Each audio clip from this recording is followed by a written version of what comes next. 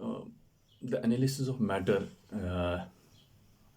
how Bertrand Russell, in his uh, earlier part, in his Prost Principia, involvement with the knowledge of physics, how he somehow, after his involvement in physics, in mathematics, and a particular viewpoint in mathematics of reducing all mathematics to logic, how Bertrand Russell, after 1912, somehow diversified, or rather partially shifted his focus on the larger questions from the perspective of physics, empirical sciences in general, and physics in particular. The background, which he was primarily the logico mathematical background, the lens he had, somehow, somehow, or the method he had somehow, uh, by the method by virtue of which he had succeeded, he was through that lens trying to also visualize, or rather apprehend or comprehend, the developments in physics also, and the events, the success of general theory of relativity, the way theory of relativity, general theory of relativity, somehow changed our understanding of understanding physics. The way Immanuel Kant, because previously why it was considered revolution, Einsteinian way, because the way in philosophy, Russell being primarily a philosopher, because the way Kant, Immanuel Kant had somehow exhausted the Newtonian mechanics to the point that we could explain the knowledge of 19th century till within the Kantian paradigm, his notions of space, time. So it was, in a sense, a sort of partial, what I should say, partially going away from that very path, which of somehow clothing the Newtonian mechanics in the Kantian paradigm.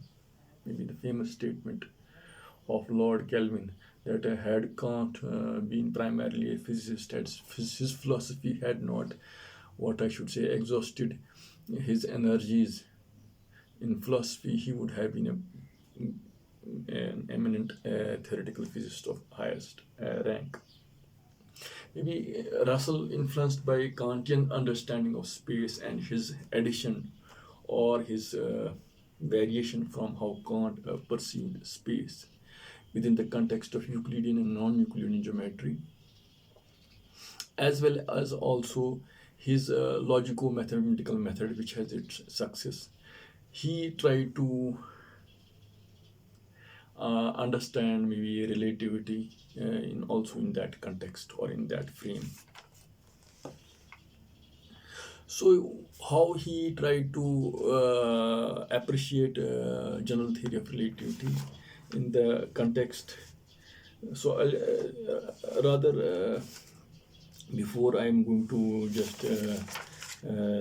just come to that point, I'll just make a brief detour in the way he has started in his book Analysis of Matter, how he tries to visualize physics and mathematics also in his own words, in his own statements, so that I'll set the stage for the larger discussion which I was alluding to. For example, when he says that although physics can be pursued as pure mathematics, it's not pure mathematics. That physics is important. What is said about logical analysis of physics is therefore only a necessary preliminary to the other main theme. The laws of physics are believed to be at least approximately true, although they are not logically necessary. The evidence of them being empirical. So the physical way of looking at things is primarily empirical, or physicists' way of looking at things is empirical, and the mathematicians' way of looking at it is mathematical or logical. If you are having a logical way of looking at mathematics, so physics must be interpreted in a way which tends towards idealism, and the percepts which tend towards materialism. So he came to the, before coming to the, so what he, the conclusions in the book, he says that I believe that matter is less material and mind so is less mental. How the ontology of matter which he tries to construct, it's not only the developments in material sciences, it's also the developments in the psychological sciences,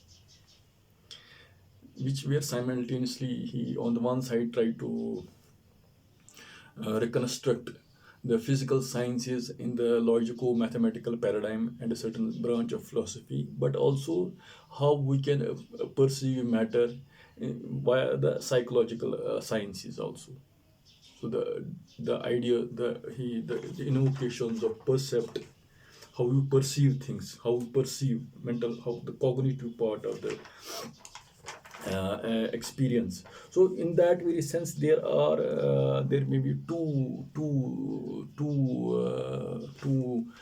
strands of can be developed. Somehow Russell, in the later doctrine of neutral monism, tried to somehow not combine them, somehow have a dialogue with these two strands. So on the one other hand, so what he says that philosophers have maintained often that matter is mere fiction imagined by mind, and sometimes that mind is mere property of certain kind of matter. So those who maintain that mind is reality and matter and dream are called idealists. A common word which is different meaning in philosophy than in common life. So this is my idealists. And those who argue that matter is reality and mind is mere property of protoplasm are called materialists. So so these are two. One is idealists and the other are the materialists.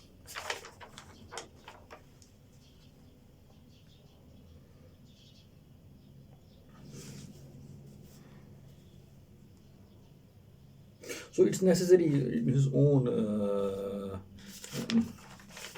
words before he came to the conclusion that mind is less mental and matter is less material. He says that it's necessary to understand the general principles of theory before attempting any modern philosophy of matter. So if you have to come to any understanding of philosophy of matter, you have to first address these issues of mind and matter, idealism and materialism.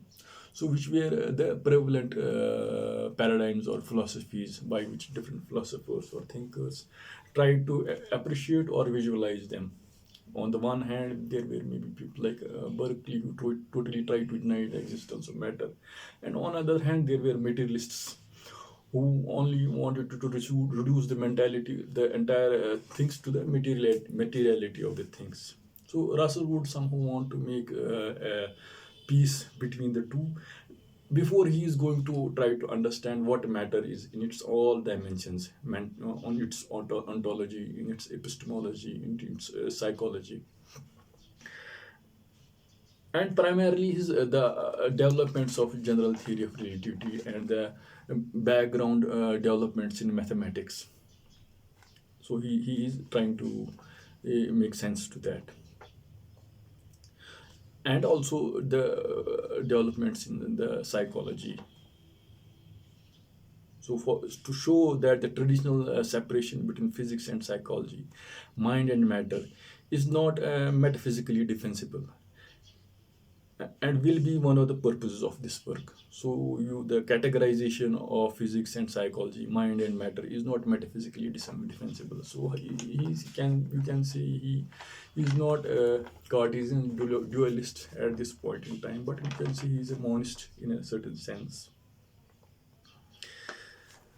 So Kant's antinomies or supposed difficulties of infinity and continuity, which were finally despised by Georg Cantor. So the debates were like that. So at the end of 19th century, the prevalent view of Ernest Mach was, who vigorously believed, denied the absolute space and time. Nothing observed can be validly inferred. Only so this is the background in which he is trying to understand the discussion which I am going to see, how he is trying to localize, or how he is trying to address the general theory of relativity, or general theory of relativity, or Einstein's relativity, which was path breaking in some sense in our understanding of the universe at large. So the theory of relativity has resulted. So whether it was path breaking, how the general theory of relativity was, in a sense, different from the previous Newtonian paradigm or Newtonian mechanics, which was developed for 300 years. So so so the Russellian way. Russell was what the discussions I am having. He was trying to address this issue, how he was trying to address relativity in that way, these paradigms or these schools. So the theory of relativity has resulted from a combination of three elements, which were called for reconstruction of physics. First, through delicate experiments. Second, by logical analysis. And third, by epistemological considerations. First comes the if you see, for example, in general theory of relativity, there are some the presupposed notions of space and time, of looking space and time through a certain way. General theory of relativity, before relativity, special theory of relativity taught us to see space time not separate, but there is something called space time manifold in general theory of relativity. So has an order which is not arbitrary, so which is in in the language of relativity, we don't say of space and time, we talk of space time. And we don't talk of space time, we talk of space time manifold in general theory of relativity, and which is not arbitrary, and which is reproduced in any legitimate coordinate system. In this order, it's important to realize, is purely ordinal and does not involve any. I'll just say what is the metrical element. So, of all the ways of arranging the points of space-time in four-dimensional continuum, there is only one that is of physical significance. The others exist only for mathematical logic. So the space-time manifold, or the world event, which we talk in the technical terms, the event, the world line, how we can how specify the trajectory of a particle in space and time. So in a general theory of relativity or in special relativity, there is a particular time and particular point in space by which we assign to an, which we call event. So, but how Russell sees it, he says, of all the ways of arranging the points of space-time in four-dimensional continuum, there is only one that has a physical significance. The others exist only in mathematical logic. So he is restricting the infinite possibilities to a certain way of trying to localize an event in space-time in four dimensions. That means there must be among point relations derivable from empirical bars, which generates a four-dimensional continuum. It allows any system of coordinates to be replaced by another system of coordinates in which the coordinates are continuous functions of the old coordinates. But it somehow excludes the discontinuous functions. So now the discussions, for example, if you read the book, the analysis of matter, the discussion he has is about how we can have different coordinate systems, how we have different coordinate systems and how they can the event which we recognize in space time, the choice of different coordinate system or should not somehow change our measurability of an event at a given point in time, point in space and time. So in that he just quotes Gauss's famous theorem, egregium theorem of how we make translations in how we can measure the distance elements in space. So so what he says, so an element in space time and the translations or the transformations of an one point in space to another point in space. So what he says, but as we include time, our geometry is not merely geometry but physics. So in other words, it combines, in his own words, history with geography. So you can trace the things not only with the history but geography, where it has gone. So you should be able to trace the make the connection between the different, even if there can be different coordinate systems. So how can we express whether a formula expressed in coordinates expresses something which describes physical occurrences and not merely the particular coordinate system which we happen to be employing? So this is a question he is at some point asking. So how can we know whether the formula expressed in coordinates expresses something which describes physical occurrences and not merely the particular coordinate system which we happen to be employing? So it's our choice which coordinate system we are using. So our choice of coordinate system should not change our description of the system by which we have characterized space and time in terms of space time and space time manifold, and how the transformation, not the transformation equations or Lorentz transformation equations, and the geometry which is suitable is more or less hyperbolic geometry, or by which you can also construct that space-time manifold. The students of spatial theory of relativity will see how past, present, and future are interpreted in terms of a light cone. So now, what departure, what Einsteinian invocation of or introduction of Riemannian geometry or non-Euclidean geometry, which Russell in his PhD thesis, his work was how he tried to show that the a priori synthetic assumptions of non-Euclidean geometry are possible, just like they are possible in Euclidean geometry also.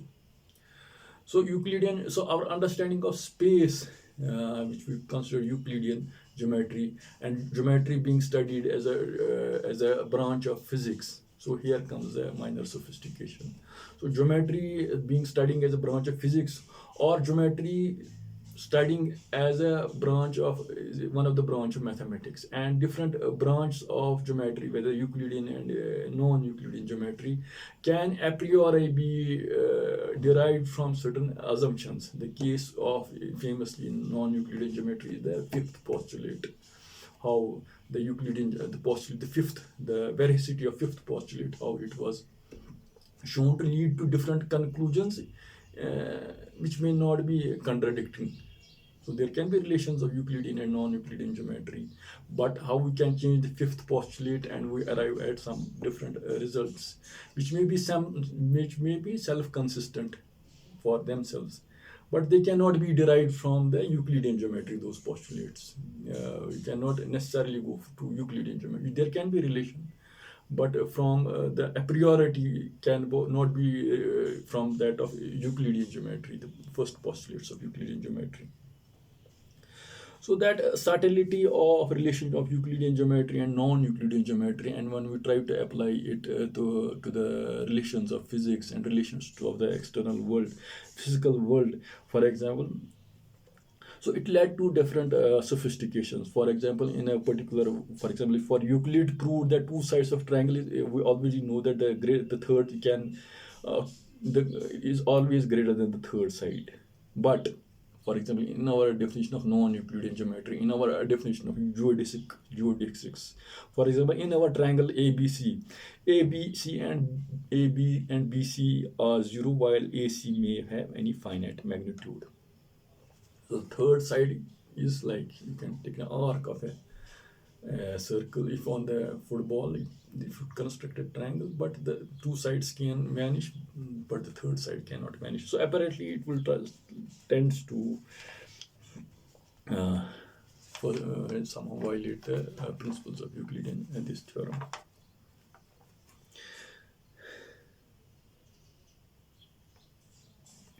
And in the so I'm trying to say how are the deviations in the conceptual way of looking at things, because Newtonian mechanics was basically the frame of Newtonian mechanics was Euclidean. We could trace the particle from moving from one point to another point, and you could trace those coordinates. And in that Euclidean geometry, so so the way you take things for particles, you can take the same thing for points. So in the same way, so our understanding of geodesics. So in the old theory, for example, the sun was a despotic government, and so in the Newtonian paradigm, Newtonian mechanics, sun was something despotic, and all the planets were revolving on it. But here, in the way of looking at, if you see the famous examples of Einstein and relativity of lift, freely falling lift, or a kink, or a football on a sheet, that football is, or a small ball is naturally going inside that very thing. So these are common examples. But how we the in Newtonian mechanics, there was a definite dominant thing. Maybe sun was attracting smaller particles, would gravitate on the larger particle, which is more massive because it has more gravitation. So the invocation of, for example, it's possible to adhere Euclidean space-time. Now this requires a different way of stating Einstein's law of gravitation, but does not demand rejection of anything. For example, the solar system is like a society of dreams, in which everybody does what he prefers at each moment, and that results in a perfect order. So things naturally move on these geodesics. So it's not somebody who is forcing them in the like. For example, heavier masses might have greater gravitation and think that forces them to move in a certain way. Here, the construction, geometrical construction, just somehow does that hierarchy doesn't remain. Things move naturally because that is the way it is. So now comes the sophistication of maybe different relativists, maybe particularly Hermann Weyl. If you study analysis of matter, Hermann Weyl, Bertrand Russell has quoted. He has studied not as a prime. He maybe, I don't know whether he wanted to contribute in the relativity, general theory of relativity as a subject, as a researcher primarily, but he was aware, or he had read the works of Eddington, Hermann Weyl, Whitehead, and their different viewpoints regarding the same. I don't know about Reichenbach, because so the different varied ways how people have interpreted the non-Euclidean geometry or the general relativity, the interpretations of the formula, it differs. So Bertrand Russell has somehow, in a way, to different degrees, he is sympathetic or he is converted to one point of view or another view, or sometimes maintaining that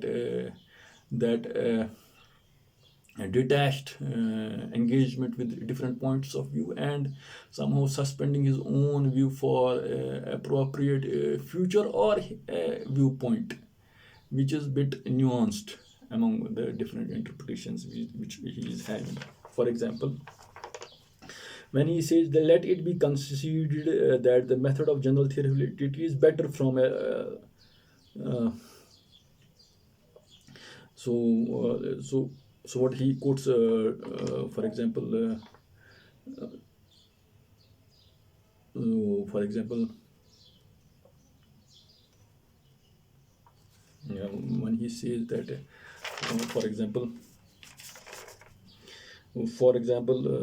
what he says is that it's possible to adhere Euclidean space even now. This requires a different way of stating Einstein's law of gravitation, but does not demand the rejection of anything that has been proved true.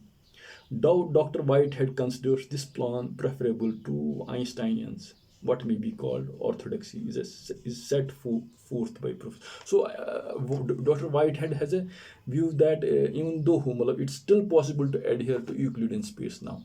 So, if you the why we accepted a non-Euclidean geometry in the taking of in the explanations of results of general theory of relativity is maybe it's matter of preference for Whitehead.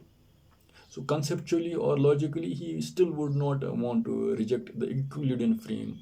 So you can even, what I should say, reformulate the Einsteinian result in the Euclidean formulation, which White has done in his mathematical theory of relativity in a different way. But the essential point which I want to say is that he is not against, he is not saying as if we have had a revolution of making a transition from Euclidean geometry to non-Euclidean geometry, and that made the revolution in the general theory of relativity possible. So this is one point of view. But the other point of view of Professor Eddington is let it be conceded that the method of general theory of relativity is better from a logical aesthetic point of view. I do not see why we should regard it as any more true. So, Eddington is somehow converted. So he prefers the transition to non-Euclidean formulation of Einsteinian general, the way Einsteinian general theory of relativity was formulated in that way. He says that it is logically and aesthetically more preferable, and he doesn't have reasons why you should not take it to be true also. So it is, even though it has logical aesthetic arguments, but you can take that very argument to more. You can take that thing in a serious way as a belief system also. So it is the character of knowledge in general and of knowledge in particular. I deduce that our experience requires. So this is what he is saying.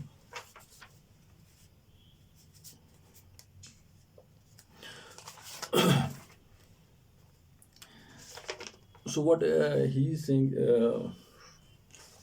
So I deduce what Eddington is saying, that I deduce that our experience requires an basis of uniformity, and that is the case of nature. This basis exists as the uniformity of spatio-temporal relations. The and the conclusions entirely cuts away causal heterogeneity of these relations, which is essentially essential of Einstein later theory. It is uniformity which is essential to my outlook, and not Euclidean geometry, which I adopt as lending itself to the simplest exposition of facts of nature. So it should be very willing to believe that each permanent space is either uniformly elliptic or uniformly hyperbolic, if any observants are more simply explained by such hypotheses. So now here comes the important point. So it's inherent in the theory to maintain the old division between physics and geometry. Physics is the science of contingent relations of nature, and geometry expresses its uniform relatedness. So maybe Eddington is more the underlying uniformity in the experientiality of space-time as events. So the uniformity for him is more sacred or sacrosanct as compared to reformulating things in the Euclidean sense, how we try to reconstruct space in the Euclidean way of looking at things. So the even though the Einsteinian general theory of relativity, so the invocation of space-time, maybe it invokes something called not causal homogeneity, something called causal heterogeneity. That causal heterogeneity, how we have to address it, is not to go back to the our understand how we appreciate Euclidean way of looking at things, but how we try to understand uniformity. And he would rather subscribe to the old relationship of traditional empiricists, Hume and Mill, of taking physics as the geometry as a branch of physics rather than as one of the branches of mathematics. So, as in structures, he says, for example, so physics is a sign of contingent relations of nature and geometry, etc. Again, in discussing structures, he says the structure is uniform because of necessity for knowledge, and that there is a system of uniform relatedness in terms of which contingent relations of natural factors can be expressed.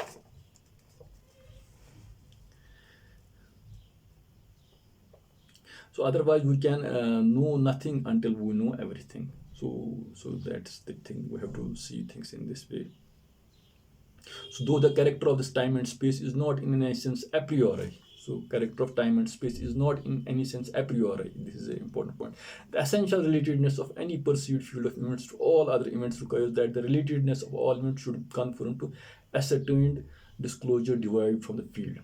So the doctrine leads to the rejection of Einstein's interpretation of his formula as expressing causal heterogeneity and spatiotemporal warping dependent upon contingent adjectives. Maybe Eddington somehow has a different interpretation. In the way, there's a famous essay by, not famous, I'll not say famous, I have read that essay of how Einstein himself interpreted general relativity. So the result of Einstein was startling in the sense that it explained perihelion and other observations of observational astronomy, but conceptually and philosophically, even the interpretation of Einsteinian theory of relativity, different people, physicists or mathematicians, they had a different, they disagreed on that view, or they had a different their own view. With the case being Eddington, of not accepting the causal heterogeneity, or even the case of Einstein, Whitehead also, and also maybe Herman Weyl, the way he also tried to reduce electromagnetism.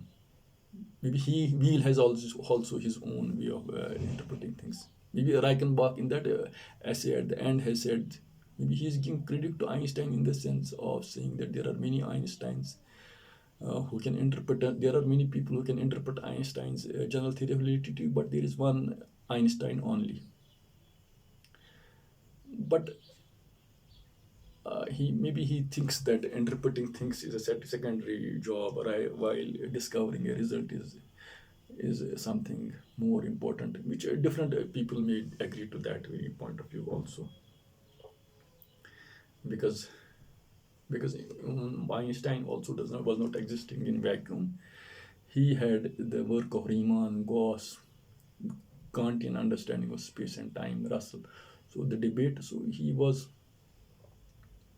he was a solitonic excitation in the, maybe he was appropriately placed in time and space to culminate a certain thought process in the form of, which was later, so which I will not want to mention. So, but this is the point of view of Eddington. But whereas Eddington seems to be regarded as necessary to adopt Einstein variable space, Whitehead regards it as necessary to reject it. So here I'll just come to what Russell says. Russell is trying to differentiate between the two points of views, the point of view of Eddington and the point of view of Whitehead of interpreting. So although he is more inclined for Eddington as compared to Whitehead, but still he has a respect for Whiteheadian way of looking at relativity. For example, if I quote Russell, for my part, Russell, I do not see why we should agree with either view. The matter seems to be one of convenience in the interpretation of formula.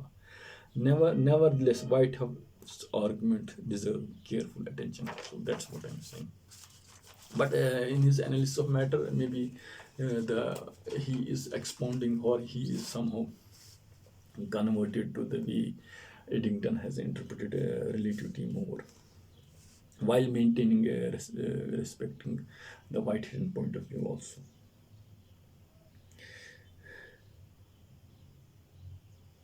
So it should be very willing to believe that each permanent space is either uniformly elliptic, uniformly hyperbolic if any observations are more simply explained by such hypothesis. So it is inherent in my theory to maintain that old division between physics, which I was saying, and geometry. Physics is the science of contingent relations of nature, and geometry expresses uniform relatedness.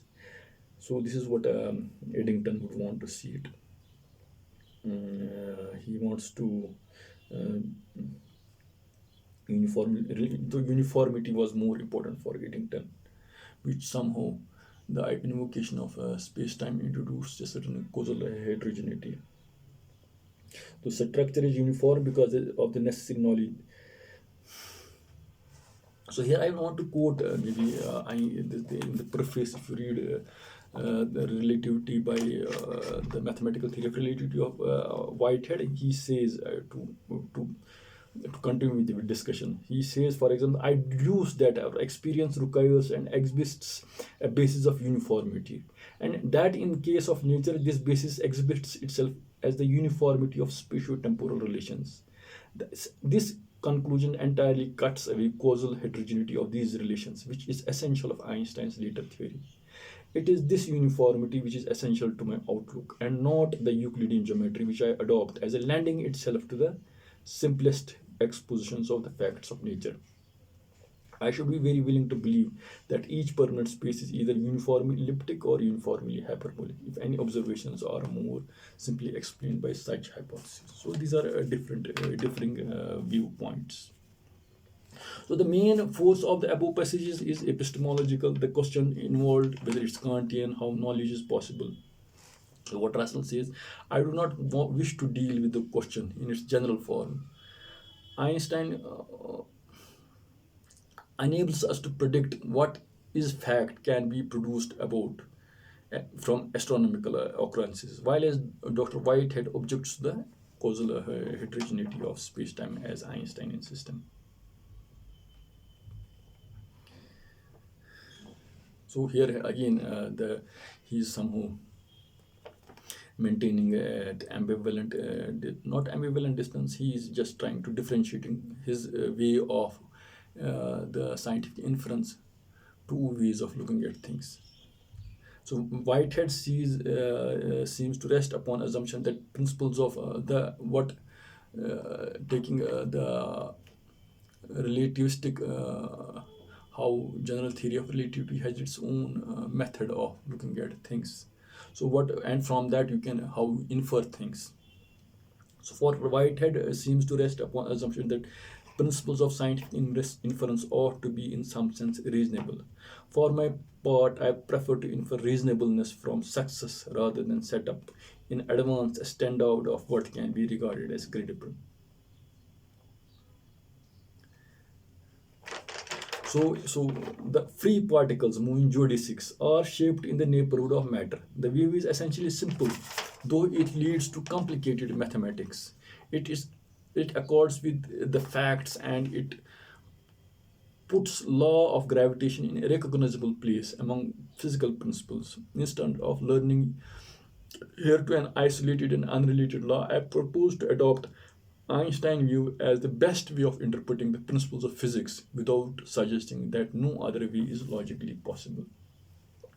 So here I think that Russell is giving full credit to Einstein in introducing a certain method, although he's also simultaneously open that there can be without such he is open that there can be logically other ways of also looking at these things.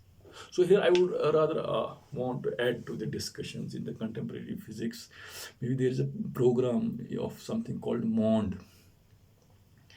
So it's not you have to generally go to general theory of relativity to explain the observational astronomy. There's a so people make some fundamental modifications in the Newtonian mechanics, and so they can verify, they can explain things. So that's also one program in our time, in this time, MOND. So you slowly change Newtonian mechanics, you approximate, you add certain terms, or add in the you don't start from a mathematical principle, or you don't start from a conceptual paradigm or mathematical framework, and then we by deductive method and empirically deducing things, we can rather predict things observationally also. So you take Newton mechanics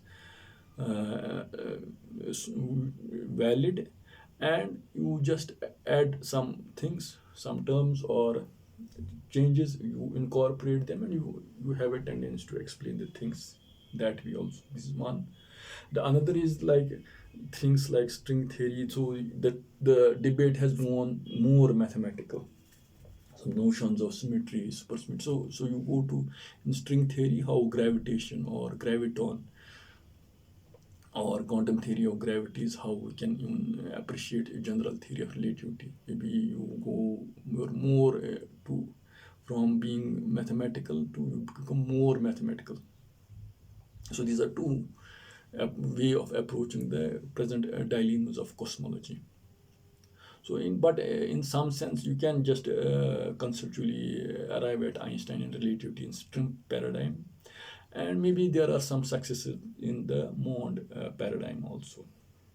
So here in these very two discussions, I would rather like to place the comment of Russell that he is also open to the, without suggesting that, so he is also open that there can be other logically possible ways or methods, at least conceptually, apart from the way Einstein did things.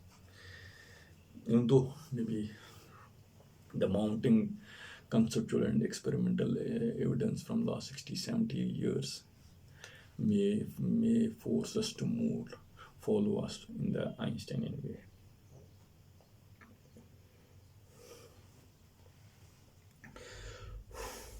So Eddington ideal is to start with only one fundamental law.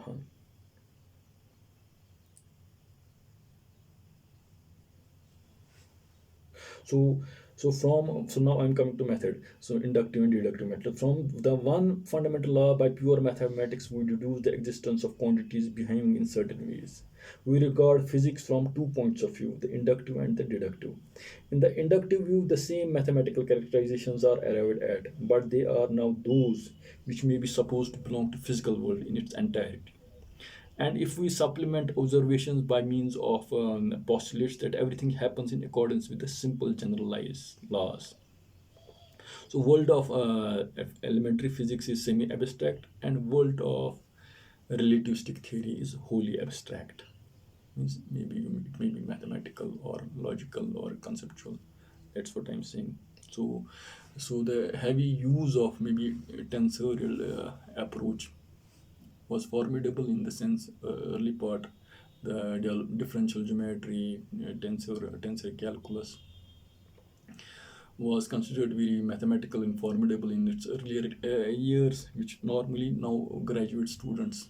It's a starting point for physicists of this time, our time. But so here also his relativistic theory was wholly abstract. So it was prime think thought at somewhat hi-fi mathematical theory. Unless and until there is a famous quotation of Einstein also, that where he said that what if relativity, the perihelion of Mercury experimental aspect, it was not found true. He said that God cannot be wrong, or so he had a faith in that mathematical conceptual paradigm. So deductive mathematical uh, method could explain the conceptual background, would explain the results which were not explainable by Newtonian mechanics or celestial mechanics of the times. So the appearance of deducing actual phenomena from mathematics is delusive. What really happens is that phenomena afford inductive verification of general principles from which our mathematics starts. So this is one comment. So it's a comment. Maybe you have not to deduce in physics in the mathematics way, because it will lead to some delusion. What really happens is that phenomena affords inductive verification of the general principles from which our mathematics starts. So every observed observational fact retains its full evidential value, but now it confers not merely to some particular law but the general law from which deductive system starts. The unity and simplicity of deductive edifice must not blind us to the complexity of empirical physics or to the logical independence of the various parts, so portions. So here he would Russell is aware of the difficulties of this logical mathematical approach of deducing things in the physical world, in the science of physics, because there may be some portions which may follow that, some portions may not follow that, and the world of physics is based on observations which are contingent, which are dependent upon how we perceive or observe nature. So the clean formulation in terms of mathematical formalisms and having those deductive approaches of going from general to particular, so he's somehow trying to articulate those difficulties. So the number of premises in a deductive system which has to agree with an empirical science can by logical skill, now he's coming to the brevity of it, can by logical skill be diminished to the extent which may be astonishing. Theory of relativity is an example. In combination of diverse elements, on the one hand, experimental data on the other hand, and new logical methods. So you can always reduce the logical postulates by some skill, logical skill, to some minimalism.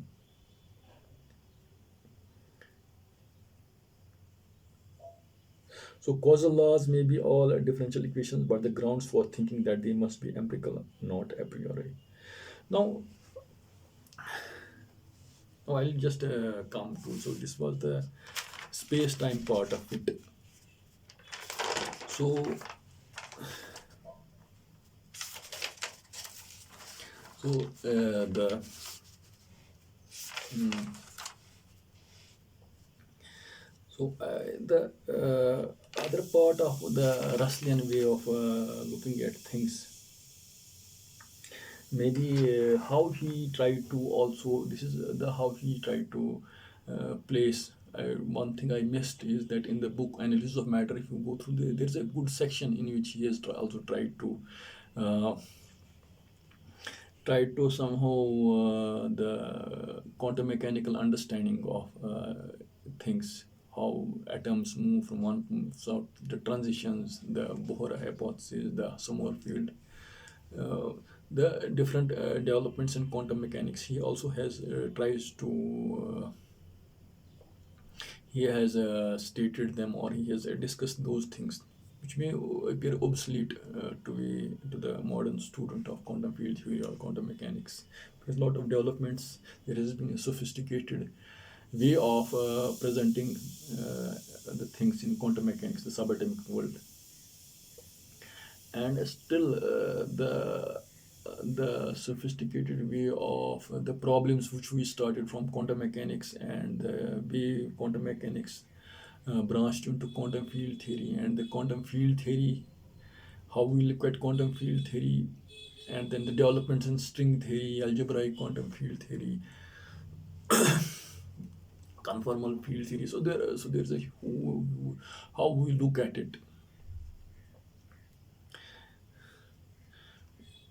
What the phase Russell was in 20s, 30s, maybe quantum mechanics was itself developing. So maybe those arguments may not be, those arguments, I would not say they are out of date, but he was trying to place them in the background of his logical analytical method, as well as the philosophical paradigm, as well as the various viewpoints of mathematicians and relativists and philosophers, but not primarily as a first rate researcher in physics, but maybe trying to basically he was interested more in the philosophy part of it, philosophy of matter, the ontology of it, how would want to place these very developments in the larger development of that knowledge paradigm. And now also the way he tried to address the questions in terms of psychology also. Now I'm coming to this question, like how he the idea of percept, the idea of psychology. So so when he says that for example, physiology and psychology, so how he tries to physiology and psychology are two sciences concerned with perceptions, are less advanced than physics. The man mean accustomed to the beauty and the man accustomed to the beauty and exactitude of physics is liable to feel a kind of intellectual nausea when he finds himself among the uncertain and vague speculations of less scientific theories. So he's aware of maybe the way physics developed in early part of 20th century. Physics was considered more science, exact science, maybe even even psychology was not considered in the earlier part of 20th century as branch of neurology or physiology. So there's a famous statement that Freud was recognizing this difficulty was theoretical reductionistic and methodological non-reductionistic. Maybe nowadays the sciences of cognitive sciences, psychology, neurosciences, it has developed, the developments in physics and chemistry has that you can reduce the physiological processes in terms of some biochemical methodology in some reductionistic way. Maybe that time psychology or cognition was not developed. So you have to understand how Russell also tried to see the relationship of mind and matter, material and mind and psychology in that very thing. So if physics has to desert to some common sense, that is no reason. So if physics has to come to common sense, that is no reason to finding fault in physics. So this is one of his so if physics has to desert content, so it has to divorce or desert common sense, that is no reason. So maybe he's prophetic in that sense, that is no reason of finding fault with the physics. Maybe at that time the sciences of psychology and neurosciences were not developed to appreciate physics. Maybe he is having more faith in physics. Maybe later developments in neurosciences and neuropsychology, they might have it can make more sense to our times, the way sciences of artificial intelligence, cognitive sciences have developed also, or at least that aptitude of looking things in that reductionistic sense. And that his way when Berkeley said that because Russell was philosopher also, Berkeley discarded material world, although he need not have discarded physics, since formula of physics may perfectly well be applicable to collection of mental events as Leibniz supposed.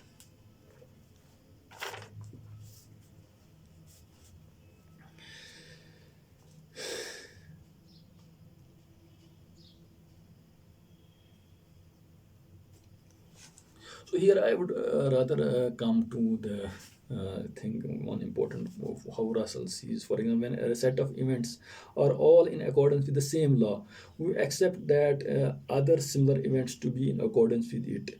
Secondly, when a set of events appear irregular, we invent hypotheses to regularize it. So there are two ways of looking at things. So if a set of events are all in according to the same law, we expect maybe the next set of observations. If you have by virtue of induction led to some generalized statement which we call law, but we can always expect that the next observation will accord to that very thing. Or if we don't if we or if, to be or if we see set of events appear irregular, we invent hypotheses to regularize it. So both hypotheses are important. So here I will rather try to say human way of looking at things. The order doesn't exist outside, so it's human. We want to impose order in the events. So law is not out there which we observe. So it's our psychological need to impose order in what we want to see. So that way, Russell, the emphasis of maybe Hume was more psychological. Russell was more in the human tradition, more logical. So, but if I will rather add to even what Whitehead says. Whitehead traces beliefs in the natural laws as supremacy of Roman law. Maybe Whitehead goes to history, and the rationality of God in the medieval theology, or fate in the Greek tragedy. Whatever is there that we want to believe in law or generalization things, we want to find some pattern or order in things. Maybe I would the principle of induction, that is simplest law which fits the known facts will also fit to the facts to be discovered hereafter. The principle in all naked has come true to the Einstein's theory of gravitation, which consists in taking simplest available tensor equation in preference to others that are mathematically possible. It is therefore a tenable hypothesis that matter is governed by very simple laws. So this is what Russell says. Maybe nowadays after 1960s there is another paradigm of classical mechanics, uh, paradigm of chaos. So in so that is also one of the paradigm how we can see things. So even though it's a classical paradigm, a small changes include the greatest small perturbation in the systems induce the changes, large changes, which we are not expected in terms of classical way of looking at things. So again, I rather the one thing being a mathematician, Russell somehow could have a justification.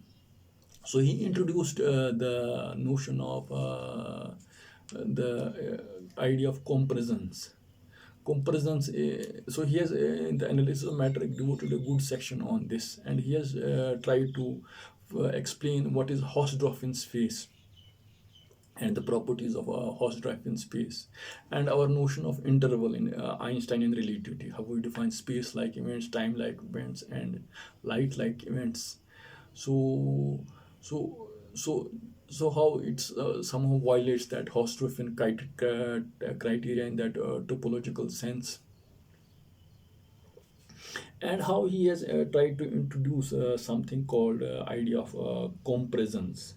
So comparisons is so he has tried to the very normally simultaneity at an idea as an idea, it's for more than one or two observers they want to observe an event at a given point.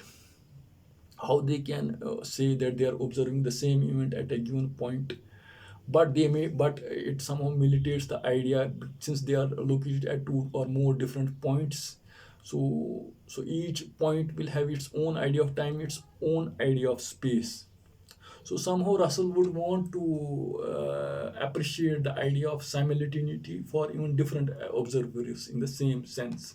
So he invoked the notion of comparisons, which is a sort of transitive relation where two or more observers. He has also constructed a sort of Venn diagram for that. They might observe an event at the same time, without being simultaneous with regard to each other in all properties, and the property of transitivity being one of them.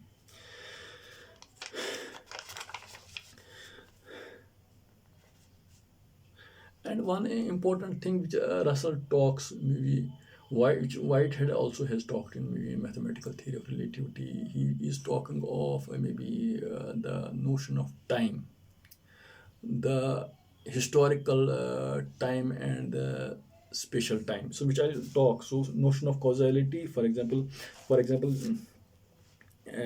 when he says that can time be derived from, there is something called causality.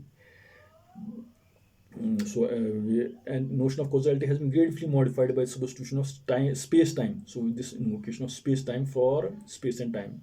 When we travel from A to B, an event in the physical world occupies a finite region of space-time, whose finiteness consists in fact that said event is compresent with events which are not compresent with each other. So this is inevitable if we are to hold that the notion is motion is relative and action at a distance is a fiction. So now this is a point. So can time be derived from causality, or must we retain temporal order as fundamental and distinguish cause and effect uh, at earlier and later times in causal relations? So this is a question he's trying to address. The question is bound up with that of the reversibility of physical processes. If causal relations are symmetrical so that whatever A and B are related as cause and effect, it's physically possible on the another equation B and A may be causally related. But maybe the developments in thermodynamics, uh, the irreversibility of things. So thermodynamic arrow of time and this arrow of time. So maybe the causality is maybe the issue of even the various developments in nuclear physics, how purity violation is. So the things.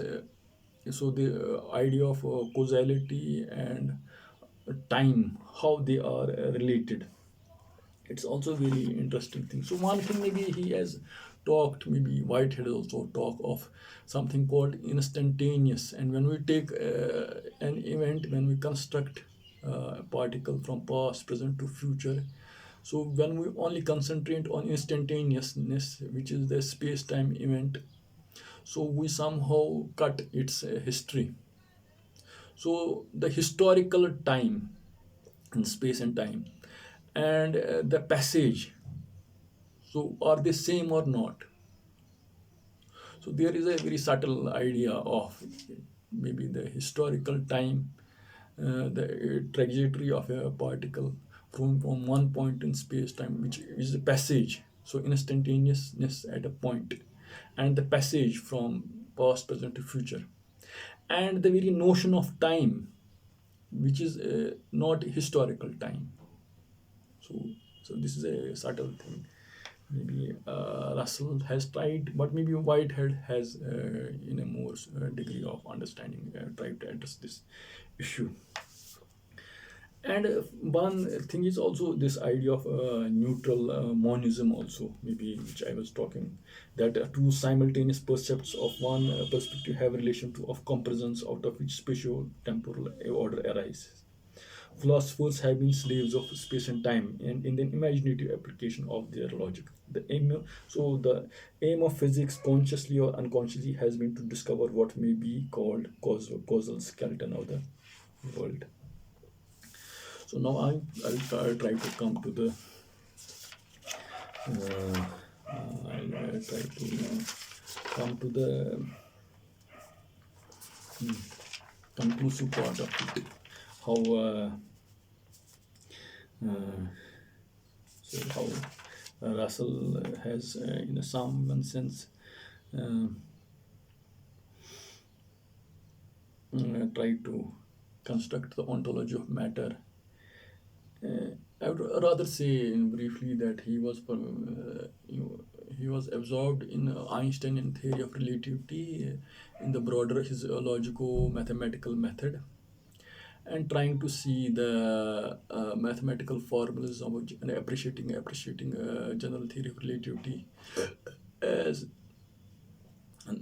as explaining certain empirical result, even though the complications, the sophisticated understand the sophisticated or the complicated nature of the mathematical nature of the underlying structure which was involved in the construction of general theory of relativity may not be aesthetically sensible in the logical sense, but it is practically useful. Somehow, Albert Einstein, from what Bertrand Russell appreciates the way Einstein has arrived at it. but also with different degree of appreciation. He is also taking viewpoints of Wheel, Eddington, and Whitehead, and primarily being guided. Russell and interpretation maybe is essentially guided by that of Eddington, while having appreciation for other points of view of interpreting theory of relativity. And maybe the things which I have not maybe talked about, his theory of perception and the notions of solipsism, phenomenalism, how he tried to also appreciate matter in terms of that cognitive domain, and also the developments in the quantum theory, which has also discussed in that reference. So I would rather say that the sweep of analysis of matter has been